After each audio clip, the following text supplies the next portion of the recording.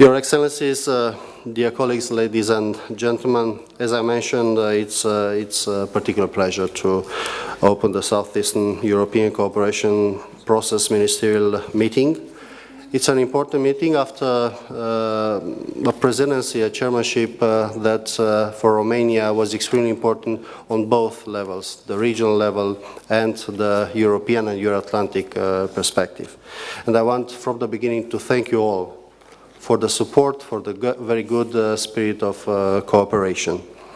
But before making the comments that are from the perspective of the chairmanship to be said at the end of the mandate, I would like, because today also different less positive things happened in our region, to express our compassion and solidarity for all those people and nations that suffered in the past weeks, even today, because of the floods that we have suffered in our region.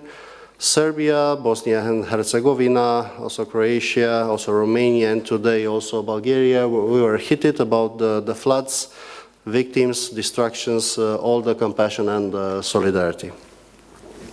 I would like to point out a few things I consider meaningful for this particular moment in Europe, for 3 anniversary reasons.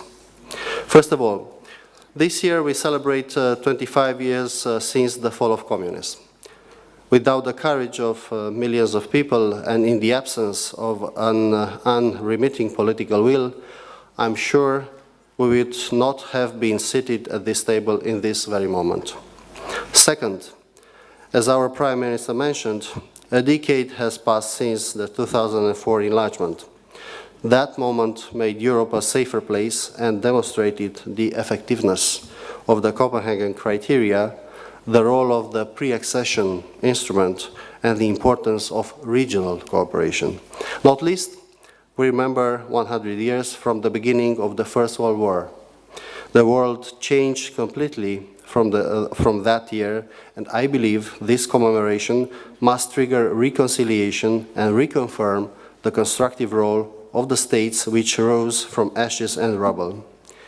It's a reality widely acknowledged that the history had been tougher with our region in comparison with the rest of Europe. Meeting the challenges of change and interdependence through regional cooperation should continue to represent the key priority for the years ahead in order to have a united and prosperous Southeastern Europe. In this regard, SEECP should continue to bring its contribution to the development of an area of stability, security and prosperity, sharing one European future. For 17 years, the SEECP represented a forum for political debate which helped the accession of 3 of its participants, which founded this structure with the declared goal of joining the EU. Today, this group counts 5 SEECP participants. All other participants are either candidates, potential candidates, or seek a closer relationship with the European Union. As chairmanship in office of the SEECP, we constantly followed the synchronization of regional actions with the efforts made by the countries of the region in order to fulfill the EU accession criteria. Our initiatives were meant to complement and support these efforts, a reason that stayed behind the decision to focus our chairmanship in office agenda on events related to the enlargement negotiations chapters 23 and 24.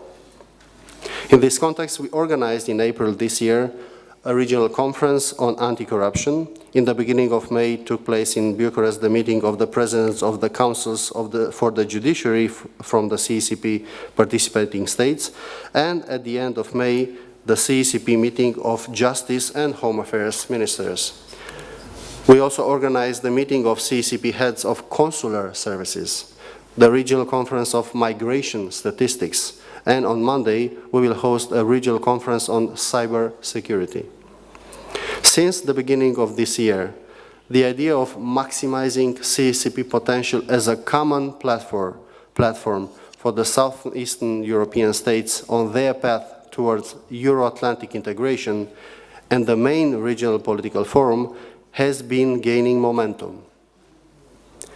The objectives of enhancing the effectiveness of the process and strengthening the ties between the participating states, between the process and the European Union, as well as with other international partners, became important goals for all the participating states. Therefore, we effectively started the reflection on the reform of the SEECP. A first meeting of the ad hoc working group took place in Sarajevo on April 23 this year.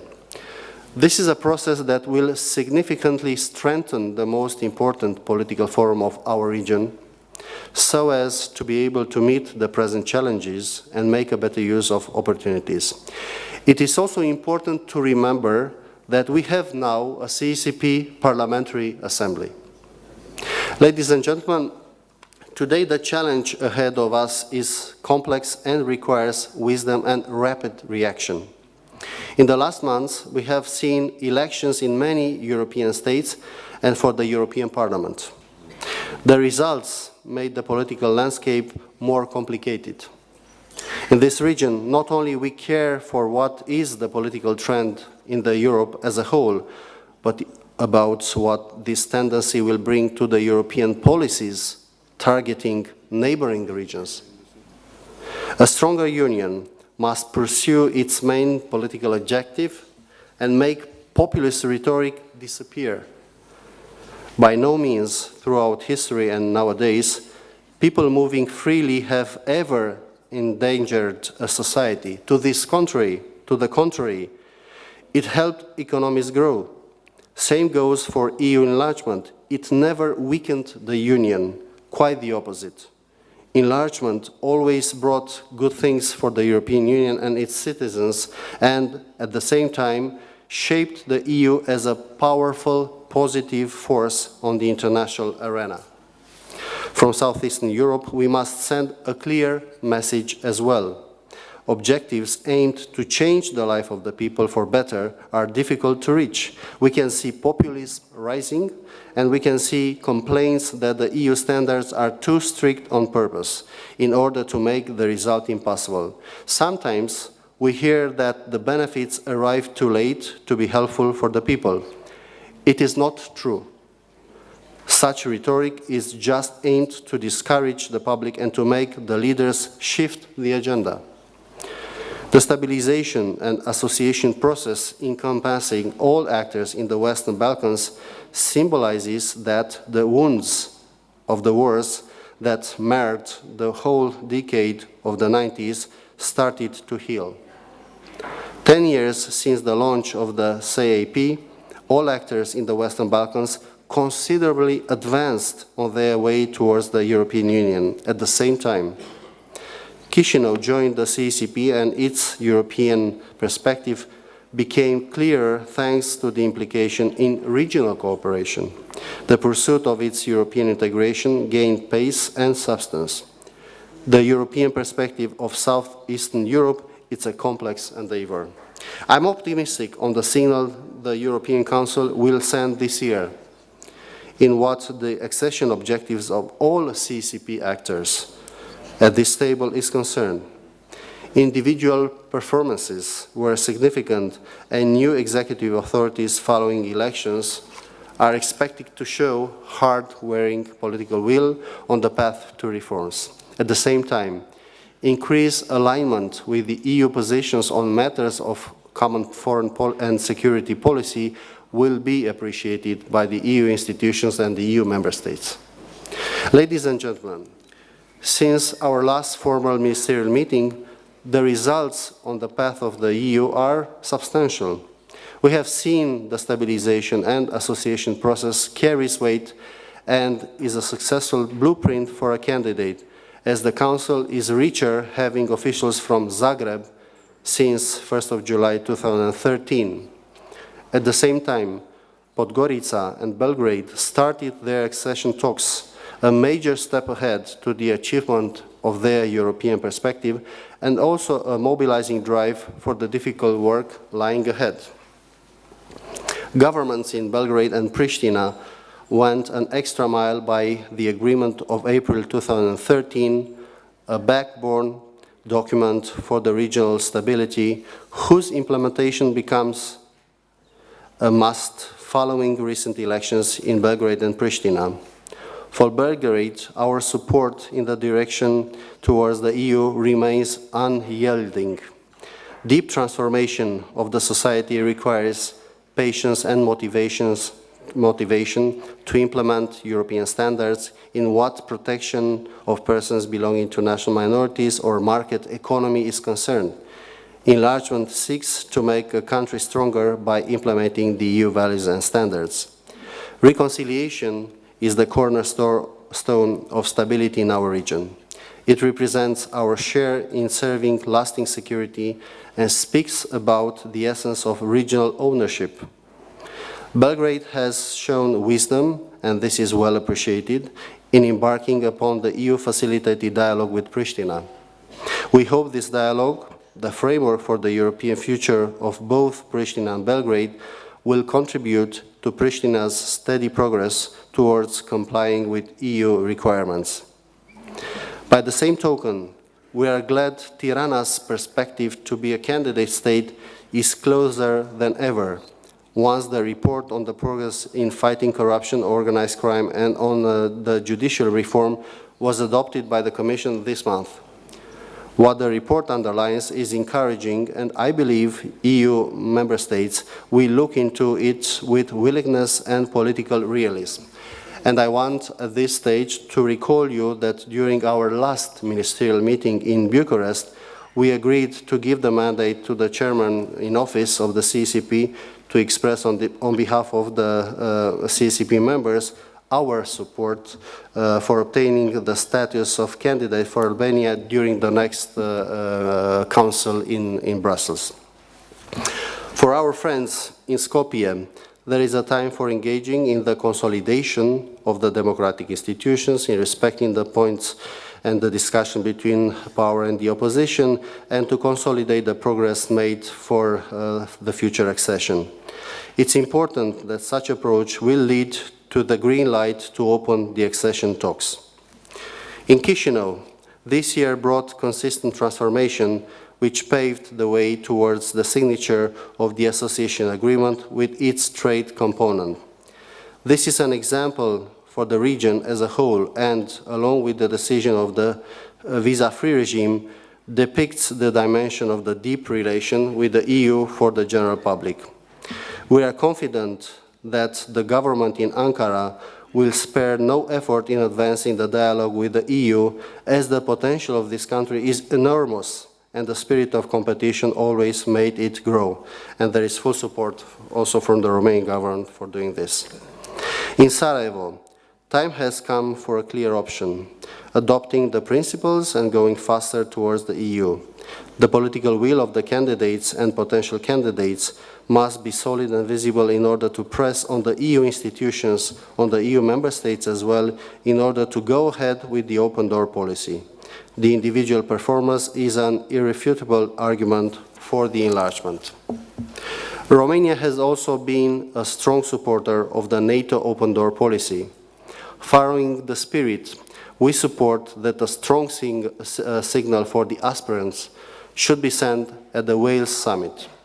However, we acknowledge that the NATO enlargement should remain performance-driven. Therefore, we encourage the aspiring countries to advance and to enhance their domestic reforms, to sharply use all the partnerships tools provided by NATO in order to get closer to the allied standards. Your Excellencies,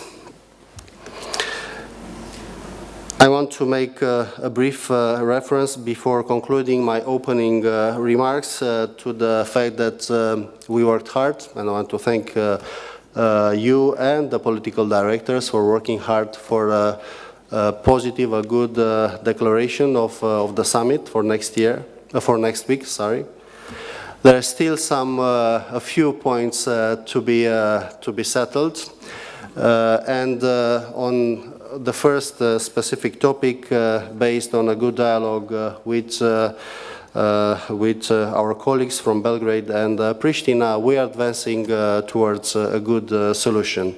And I propose that during or in the margin of this meeting, during the interventions, to settle finally this text. It will be extremely important to send a clear political signal and to have a good text also for the summit.